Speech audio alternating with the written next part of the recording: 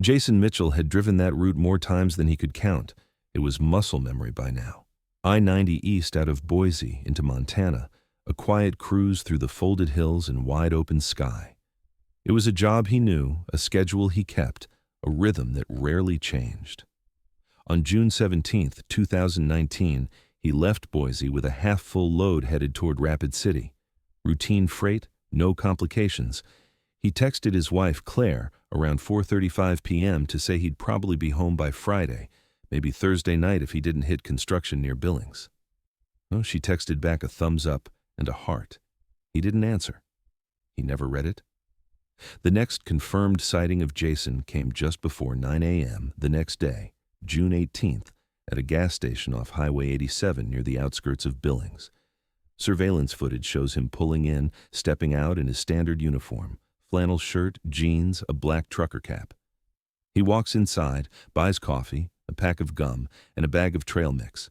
He chats briefly with the clerk, casual, polite, normal. Then he walks outside. The footage catches him pausing by his truck, turning to glance across the lot. He looks left, then right, and then he walks off camera. That was the last time anyone saw Jason Mitchell alive. 17 minutes later, another driver pulls in next to the rig and notices it idling, door half closed. He glances inside. No one in the cab. The engine is still running. The driver thinks it's strange. Doesn't look like someone stepped away for the restroom or forgot something. It looks abandoned. He goes inside and alerts the clerk. The clerk calls local police. Officers arrive at 9:32 a.m. The rig is still running. Inside the cab, they find Jason's phone on the passenger seat still charged. His wallet is in the center console, cash and cards intact. The logbook is open but blank for that morning. There's no sign of struggle. The keys are still in the ignition. His duffel bag and personal items are still in place. But Jason is gone. What follows is a textbook protocol response. Officers sweep the immediate area. They canvass nearby businesses, check ditches, wooded patches, dumpsters, culverts. Search dogs are brought in, drones, helicopters. But the surrounding landscape offers nothing. No signs of injury, no dropped items, no tracks leading away. Just one man who stepped out of frame and disappeared. The first theory is voluntary disappearance. Police float the possibility of stress, a desire to escape, maybe a midlife unraveling. But Claire shuts that down hard. Jason wasn't running from anything, she says. They had no debt, no fights, no major health scares. He was planning to take time off in July to visit his brother in Oregon. He had a doctor's appointment scheduled, an oil change booked, and he'd just put down a deposit on a new fridge. Mental health episode becomes the fallback theory. Some suggest maybe he had a break, wandered off in confusion, disoriented, maybe even injured. But toxicology on a water bottle in the cab comes back clean. His last known phone searches show nothing strange. There's no medication history, no red flags, no indication Jason was spiraling. As days turn to weeks, the investigation stalls. No sightings, no activity on his bank accounts, no usage of his social security number. Police circulate flyers, local media runs his story. Trucking forums buzz briefly with speculation, human trafficking, mistaken identity, a targeted robbery. But nothing sticks, and nothing new comes in. The truck is eventually towed and impounded. It yields no further clues, no prints beyond Jason's, no signs of foul play. The gas station's surrounding surveillance shows no vehicles pulling in or leaving suspiciously around the time Jason vanished. He simply stepped away from his rig and never came back. 6 weeks after the disappearance, the case is quietly downgraded. Active search efforts are suspended. It's labeled as a missing person, non-criminal, with no leads. Claire keeps pushing, posting in forums, hiring a private investigator, following up on every rumor. But the momentum dies quickly. People move on. To the world, Jason Mitchell became another long-haul mystery, a driver who vanished on a straight road in broad daylight. But to Claire, and the few who knew him best, the silence meant something else. Jason didn't walk away. He didn't forget who he was. Something happened in that parking lot, something just outside the edge of that camera frame, something no one could see. But someone out there knew. And 6 years later, someone would open the wrong storage unit, and the truth would start to bleed out. By the time the third week passed without a trace of Jason Mitchell, the investigation turned inward. If no one could find where he'd gone, maybe the answer lay in where he'd come from and who he really was. Jason was 42. A long-haul driver for nearly 2 decades, his CDL record was spotless, never missed a load, never failed a test, never got into anything worse than a parking lot fender bender. His dispatcher called him the Clock. Always on time, always predictable. A quiet guy, no enemies, no red flags. Claire, his wife of 16 years, told investigators that Jason had been looking forward to a break. He wasn't burnt out, just tired of the grind. He'd started looking into a logistics co-op with a couple of old driving buddies, a sort of owner-operator business model where they could cut out the middlemen. It was the first real plan he'd talked about in years that didn't involve just finishing the next route. Claire said he seemed excited, restless in a good way. Then there was his brother, Nathan, estranged for nearly a decade after what both of them once called a stupid family rift, a falling out after their father's funeral. In spring 2019, they reconnected, started talking again, texting. Jason even drove a little out of his way to see Nathan that March in Spokane. According to Nathan, the visit was emotional. The two of them had talked late into the night. Jason had cried, said he regretted letting silence stretch so long, that he wanted to fix things, that life was too short. All of it painted a picture that didn't match a man on the verge of leaving his life behind. But then, detectives dug into his GPS records and found something they hadn't expected. The day before Jason vanished, he deviated from his usual route by nearly an hour. Instead of stopping at his normal rest area outside Livingston, he pulled off at a small independent truck stop near a town called Deerbrush, one he'd never used before. His route logs show him arriving around 7:45 p.m. and leaving again at 8:25. That's a 40-minute stop, unexplained, undocumented, and out of pattern. The gas station had no working security cameras, but the adjoining diner did, sort of. Their system was outdated, grainy footage, low resolution. Still, one of the waitresses, a middle-aged woman named Roxanne, who'd worked there 10 years, remembered him. "Yeah," she said, "he was quiet, sat alone, got a grilled cheese and coffee. Didn't finish either, just kinda kept looking out the window, like someone was gonna walk in any minute, nervous almost. Or maybe just waiting on someone." She remembered something else too. After about 30 minutes, Jason stood up, walked to the back, used the restroom. When he came out, he didn't sit back down. He just left, didn't say a word. Left the sandwich, left the coffee. Detectives went over that footage frame by frame. There was no sign of anyone following him, no unusual cars in the lot, no lingering figures at the pumps. But that window he kept glancing at looked out onto the road, and the road was mostly darkness. The 40-minute detour didn't match anything else in his trip history.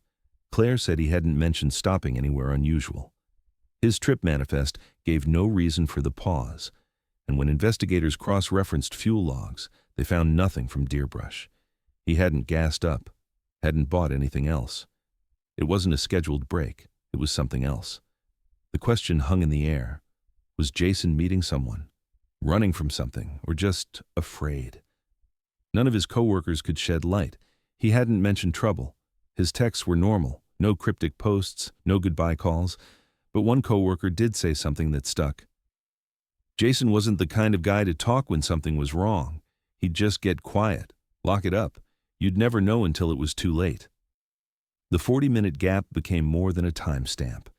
It was a crack in the clean image, a hint that something, or someone, might have been pressing in on Jason's final route. A debt, a threat, a shadow he hadn't outrun, but with no names, no calls, no photos, and no way to prove who he may have seen in that diner window, the case remained stuck in neutral.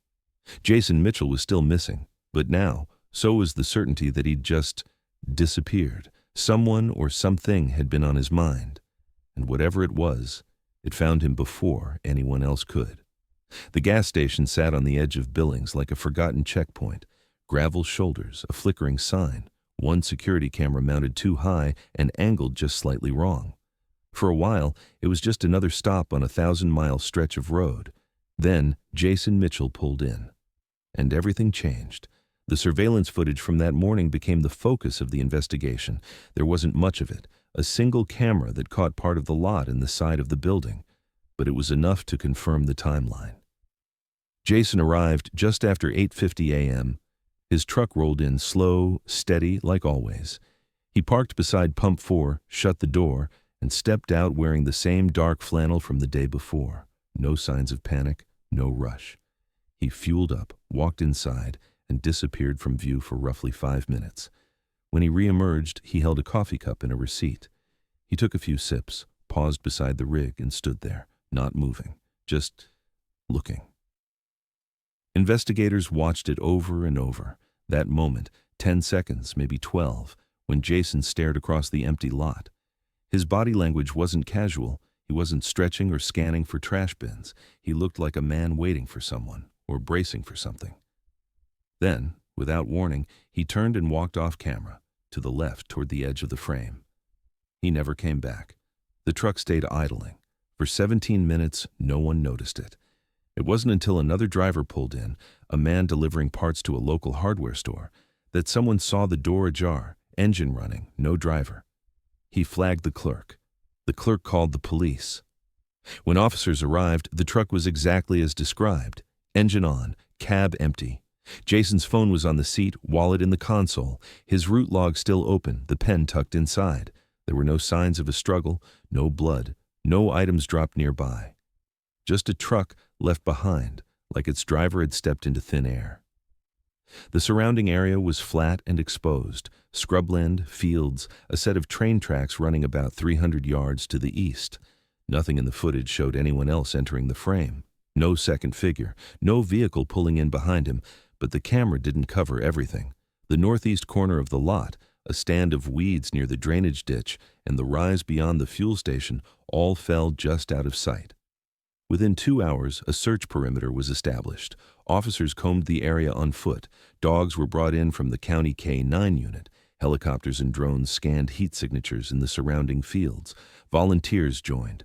Someone thought maybe he'd collapsed from a medical event. Others wondered if he'd been carjacked, abducted. But the rig was still there. Nothing was taken. They checked the culverts. Dry, empty. They followed the tracks for miles in both directions. They swept every outbuilding, ditch, drainage tunnel. Still nothing. No footprints leading away. No tire tracks where there shouldn't be any. The weather had been dry that week. The ground should have told a story. But it didn't. It was like Jason had just walked off the map. His face went up on billboards. Local stations ran interviews. Claire pleaded for answers. Trucking unions reposted the footage. "Help bring Jason home," the flyers read. But behind the scenes, detectives were already feeling the chill. No witnesses, no evidence, no motion alerts, no signs of where he went or why. Every story has a beginning. Every disappearance leaves something behind. But here, there was only that moment. Jason Mitchell standing beside his truck, coffee in hand, staring at something no one else could see. And then the step he took toward it, off camera, off path, and into the void. What made a man leave everything behind without taking anything with him? What did he see out there, beyond the edge of the frame? And more importantly, who else might have been watching him? In the year following Jason Mitchell's disappearance, the case morphed into something else, not just a mystery, but a magnet. Every man with a beard and a ball cap spotted in the wrong place became him. Every silent figure on a blurry gas station camera was passed around like a clue. Sightings poured in, truck stops in Kansas, a rest area outside Flagstaff. A motel clerk in El Paso swore she saw him checking in under the name James Martin. A man matching Jason's build was arrested in Colorado on a trespassing charge, but fingerprints ruled him out. A body found in a river near Helena was briefly speculated to be his until the dental records came back. The leads came fast, then scattered, then slowed. But one tip, more than a year after he vanished, gripped the investigation harder than the rest. It came in on a cold October morning in 2020. A woman, never gave her name, called the local non-emergency line from a blocked number. Her voice was calm but hesitant. She said she was sure Jason Mitchell had picked her up on a rural road outside Bozeman earlier that summer. Said he drove an older truck, nothing commercial, but his voice matched the one she'd heard on the news. She remembered the name. She said he told her halfway through the drive that he used to be someone else, that he needed to disappear. Said he didn't regret it. When pressed for more, she hung up. Investigators traced the call to a prepaid phone, burnt, no user data, no return number. They canvassed shelters and clinics in the area, checked missing person reports, and tried to identify any woman who might have matched the vague audio profile. Nothing stuck. No one came forward. Eventually, the lead fell into a category investigators hated. Non-verifiable, but compelling. The kind that gets under your skin and never fully leaves. For Claire, that call changed everything. Until then, she'd stayed mostly quiet, a grieving wife giving law enforcement space to work. But as weeks passed and answers stayed out of reach, silence became unbearable. She launched a Facebook group, Find Jason Mitchell. The posts started as timelines, links, old photos, then came live videos, Q&As, emotional pleas to anyone who might have crossed his path. She made laminated posters and drove across state lines to hang them in truck stops, diners, and rest areas. She reached out to missing persons podcasts. She cold emailed private investigators. She offered a $5,000 reward. Eventually, a journalist from Billings Weekly did a feature on her. The Wife Who Wouldn't Let Go. It got traction for a few days. People shared it. Then they moved on. But Claire didn't. She collected every tip, no matter how small. A waitress in Rapid City who thought Jason had been in last week. A hitchhiker who said he'd seen a man named Jay with a scar on his hand. Jason had no scars, but Claire still followed up. Every rumor, every message, every voice on the other end of a desperate thread became a new place to send flyers, a new stretch of highway to memorize. But none of it broke the case open. Every sighting collapsed under scrutiny. Every hopeful ping turned into a dead end. The longer it went on, the more people speculated that maybe Jason had truly left, that the mystery was a choice, not a crime. Claire rejected that outright. She said Jason didn't have it in him to abandon a life without a goodbye. He wasn't hiding. He wasn't lost. Something had taken him. Still, the silence deepened. The detective assigned to the case rotated out. The task force disbanded. The file was thinned and shelved under open inactive. Claire was told it didn't mean they'd stopped caring, just that there was nothing left to follow. But behind the scenes, the case was already starting to harden, not into a closed book, but a story people thought they already knew. A man walks away from his truck and doesn't come back. People fill in the rest: mental break, midlife crisis, suicide, the kinds of endings that don't demand further explanation. But Claire didn't believe in endings without proof. Not when so much didn't add up, not when Jason had left everything behind, including himself. She'd stand in front of his photograph every night, the one on the mantel with the fishing pole and the crooked smile, and whisper, "I'll find you, one way or another." What she didn't know, what no one knew, was that somewhere, behind a rusted lock and a roll-down steel door, Jason's past hadn't gone missing. It had been sealed, waiting.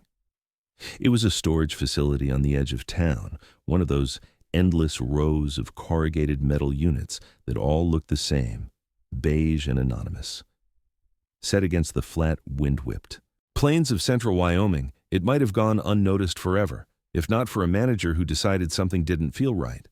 In April 2022, a routine audit at Pine Ridge Self-Storage led to a report being filed with local law enforcement. The facility's manager, a man named Everett Goss, flagged a tenant who'd been renting a corner unit for nearly 3 years. What caught Everett's attention wasn't just the odd payment history, it was the pattern, always in cash, always dropped off in person, never mailed, and always after hours.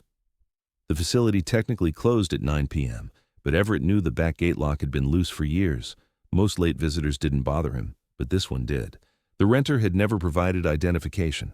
The original lease paperwork had been a one-page printout, filled in by hand, signed only as T. Lane. The phone number listed was a burner, prepaid, no billing address, inactive since 2020. For almost 3 years, the unit had been opened only a handful of times, always on the same nights of the month. No pattern Everett could decode, but consistent enough to remember. What finally pushed him to report it was a blurry still frame he captured off a motion-activated camera mounted near the office. The image was poor, low resolution, distorted by headlights, but it showed a tall man in a baseball cap and thick beard, loading something bulky into the back of a van. The date stamp was from November 2021.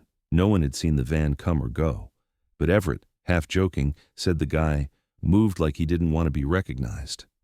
When the local sheriff's office arrived to investigate, the unit was unlocked and mostly empty. A layer of dust coated the floor. No boxes, no bags, just oil stains near the back wall, and a few scuff marks that suggested something heavy had been moved recently. A deeper inspection turned up partial tire treads, faint but clear enough to suggest a large vehicle had backed in, stayed briefly, then left. Nothing about the contents seemed illegal. There were no bodies, no weapons, no visible evidence of a crime. But one of the responding deputies, a former state trooper, couldn't shake a detail. He'd been one of the many officers who helped canvass the Billings gas station in the early days of Jason Mitchell's disappearance. He remembered the make and model of Jason's truck, remembered it had a small oil leak near the rear axle, just enough to leave a pattern if parked long enough. He took a photo of the stains in the storage unit and sent it to a friend in the state crime lab. 10 days later, lab results came back. The oil residue, a mix of synthetic and aging lubricant, matched the exact type and brand used in Jason Mitchell's truck. It wasn't conclusive, but it was specific. The lab stopped short of saying it came from Jason's rig, but it was close, closer than anything they'd found in years. Still, it wasn't enough to reopen the case formally. There was no direct evidence placing Jason at the scene. The man on the camera could have been anyone. The name on the lease was fake, the van was untraceable, and the unit, once a potential gold mine, now sat scrubbed and clean. No fingerprints, no DNA, just the shadows of something that had already been moved. When Claire got the call from the sheriff's office, her reaction was subdued. After 3 years of false starts, she'd learned not to react too fast, but something in her voice cracked when she said it. Jason wouldn't rent a unit, but maybe someone who knew him would. The unit was added to the case file, logged as location of interest. Claire added it to her timeline, pinning it between his last known sighting and the anonymous call from 2020. The name T. Lane became the new obsession. She printed it out and taped it to her fridge. She believed it wasn't random, that it meant something. That the man behind the signature knew more than he ever intended to reveal. And in that warehouse lot, tucked away behind wind-scoured fences and motionless doors, something had come closer to the surface. Not the whole truth, but proof that someone, maybe the one who had followed Jason into silence, had never truly let him go. Not yet. On a cold February morning in 2025, a storage facility manager in Cheyenne, Wyoming, began what was supposed to be a routine process, inventory and preparation for auction. Unit 17B had been paid in full every month since 2019, always in cash via Dropbox, never once visited in public hours. But starting in late 2024, payments had stopped. The grace period expired. No one came forward. So the locks were cut. A staff member opened the heavy roll-up door, clipboard in hand, expecting old tools or furniture. What they found stopped them in their tracks. Inside the unit, pushed against the far wall, was a wooden pallet wrapped tightly in an aging blue tarp, bound with twine and sealed at the base with duct tape. Nearby sat a rusted metal-bodied safe with a heavy combination lock. 3 mildewed boxes lined the back wall, all sealed with industrial tape, unmarked. The air smelled of old insulation and something else, faint, chemical, wrong. The staff stepped back, made a call, and within hours the Cheyenne Police Department was on site. The contents were photographed, documented, and carefully removed under sealed evidence protocol. The safe was pried open by a forensic locksmith that afternoon. Inside, police found what they later described as a carefully preserved time capsule. Jason Mitchell's original leather wallet, slightly worn, still contained his driver's license, union card, expired debit card, and 3 faded family photos. His boots, recognizable from Claire's personal photos, were folded neatly alongside a rolled sleeping bag. The bag was damp, stained near the bottom, and smelled faintly of decay. Forensics would later confirm. It contained traces of human blood, but it was the logbook that shattered the silence. Tucked in a sealed Ziploc, the blood-specked notebook bore Jason's name on the inside cover. The entries were few, just 6 pages in all, but the dates were unmistakable. The last entry was dated July 3, 2019. 2 weeks after Jason had vanished from the gas station in Billings. The handwriting was his, shaky at points, the ink smeared in places. But his words were clear enough. References to being held, not knowing where, mentions of the man, of not being able to run without help. The final lines were short, fragmented. One said simply, "I think he's waiting for something." Blood analysis confirmed the stains belonged to Jason. Further testing revealed traces of sedatives in the sleeping bag fabric, common anti-anxiety medication likely absorbed through prolonged contact. It was enough. The case was reclassified from missing person to presumed homicide. The news broke within days. Major outlets picked up the story. For the first time in 6 years, Jason Mitchell's name was trending, not as a question, but as part of a possible answer. Reporters swarmed the Cheyenne facility. The footage of the unit door rolling open made headlines. Break-in missing truck driver. Case, evidence recovered in storage unit.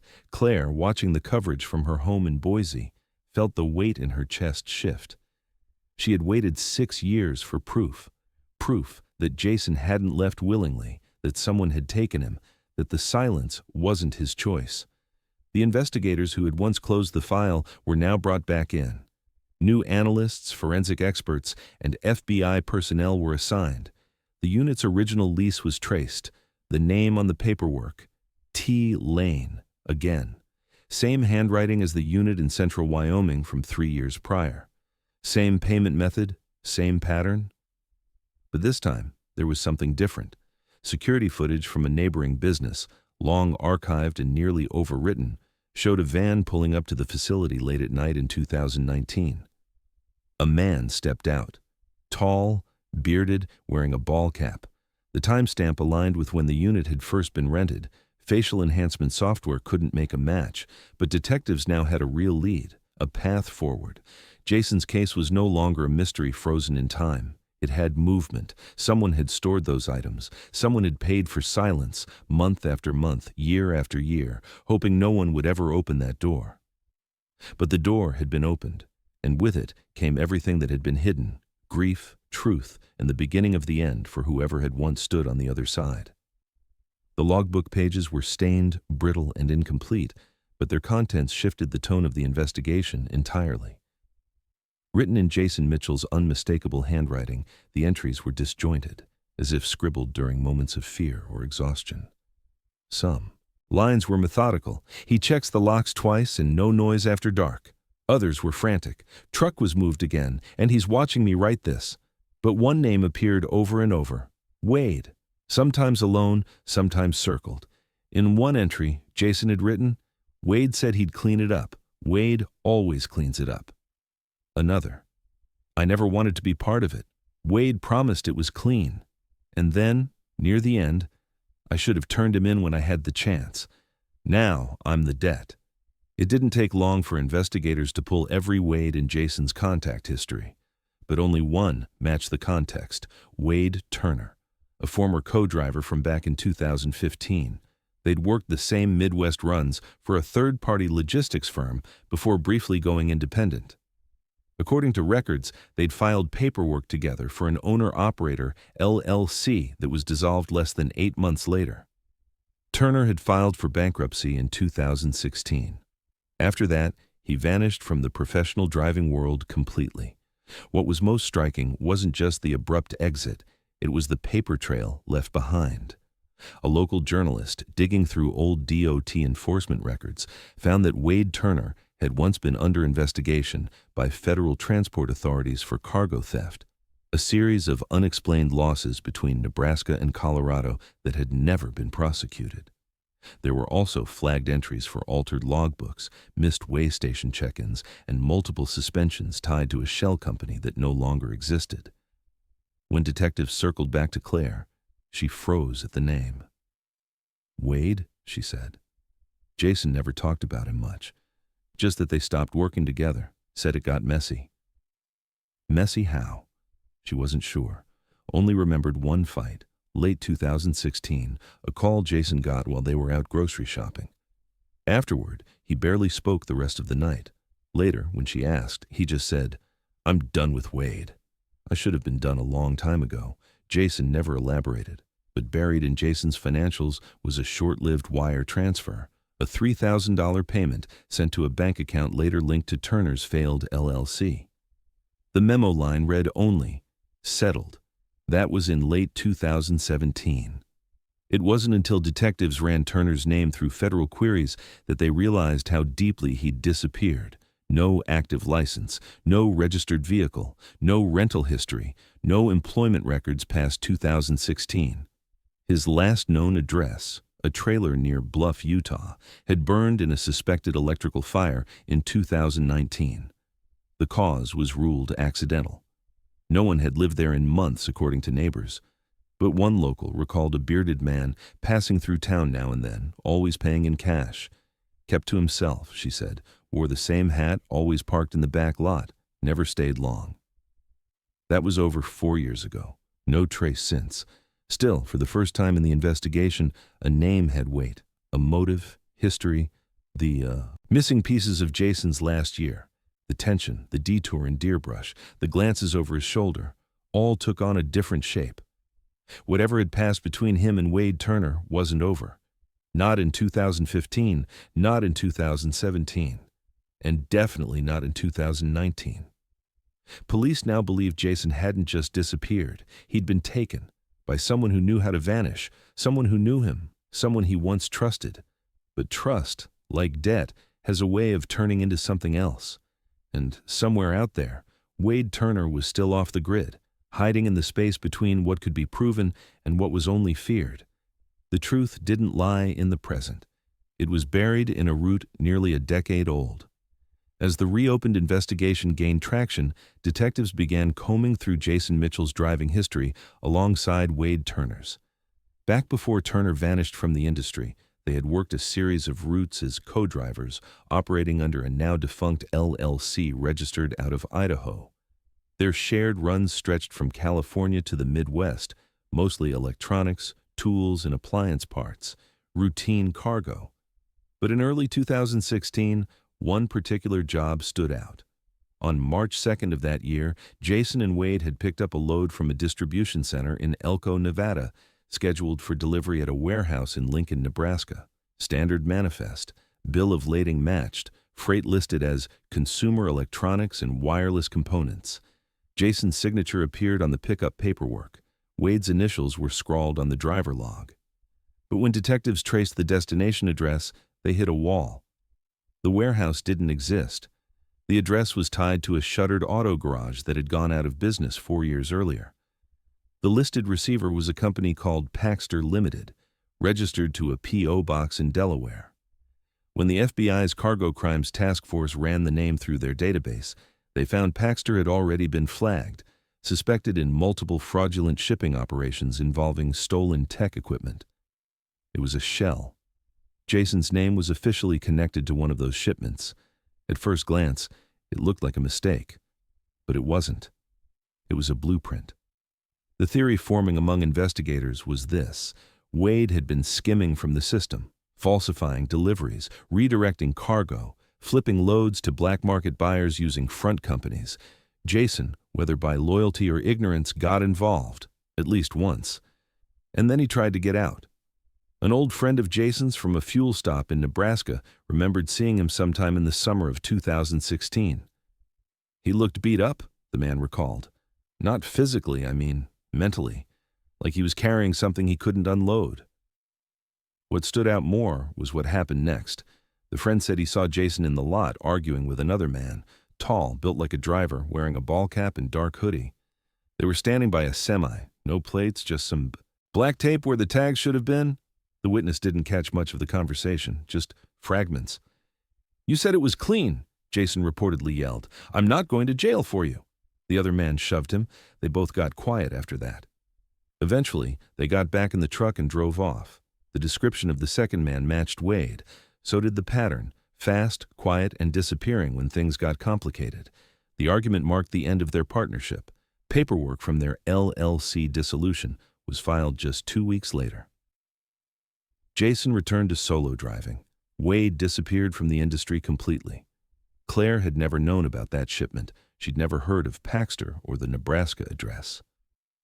When investigators asked if Jason ever talked about doing something he regretted, she paused, then nodded. Once, she said, back in late 2016. He said he'd made a mistake with someone he used to trust, that it was done now, but he hoped it didn't come back on him. It had. The dots connected too cleanly to ignore. Jason had likely been drawn into Wade's scheme, maybe with promises of fast cash, maybe out of obligation, and then backed out.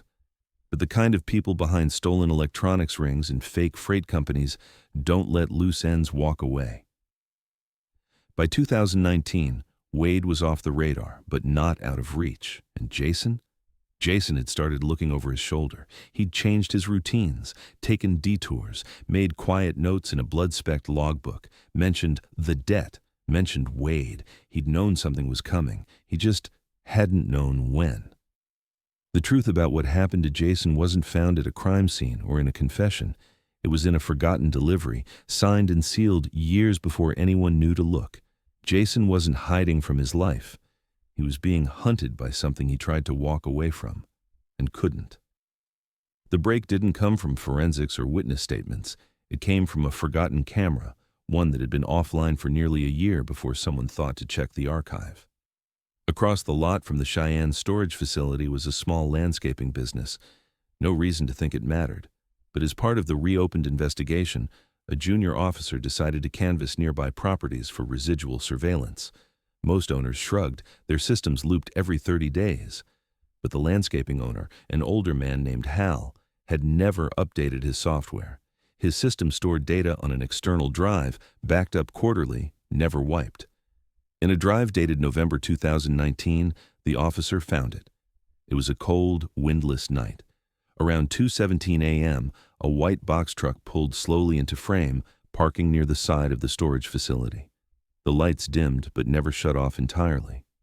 A man stepped out from the driver's side, tall, heavy-set, wearing a ball cap and gloves.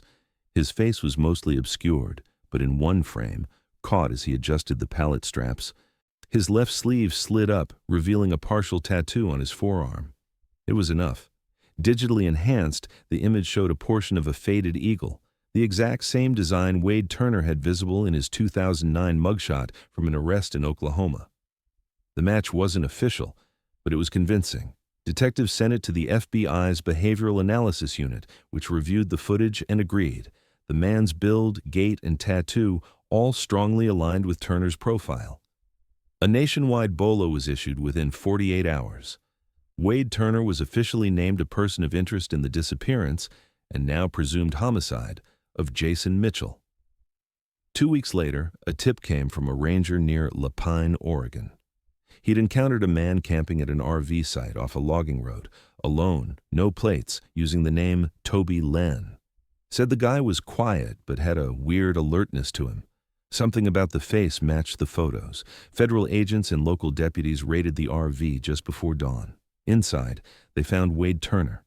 His ID was fake. The VIN on the RV was scrubbed. He was living off cash, solar power, and canned food. He didn't resist. But in the interrogation room, he said nothing. No denial, no confession, just silence. Detectives laid it out. The surveillance, the tattoo, the history. Wade looked past them. When they brought up Jason's name, he blinked once. That was it. But then came the physical evidence. During the storage unit sweep, analysts had cataloged every item inside, including a disposable coffee cup tucked inside one of the empty boxes. They'd swabbed it, stored it, but hadn't expected much. When the fingerprints came back, it was a match. Wade Turner had touched that cup. He'd been inside that unit. Confronted with the print match, something in him cracked. Not anger, not regret, just fatigue. He leaned back in the chair and exhaled slowly. Then he started talking. He said Jason had called him, threatened to go to authorities, said he was tired of carrying someone else's mess. Wade panicked. He told Jason to meet, just talk, nothing more. They met near Buffalo, Wyoming, at a pull-off on a state route both of them had used dozens of times in better years. Wade brought something to keep it calm, a drink laced with crushed sedatives, said he just wanted to scare him, to delay whatever Jason was planning. But things got out of hand. Jason passed out quicker than expected. Wade moved him to a trailer he was renting under another fake name, said Jason woke up confused, scared. Seizure hit on the second night, no hospital, no rescue. Wade waited, hoping he'd recover. He didn't.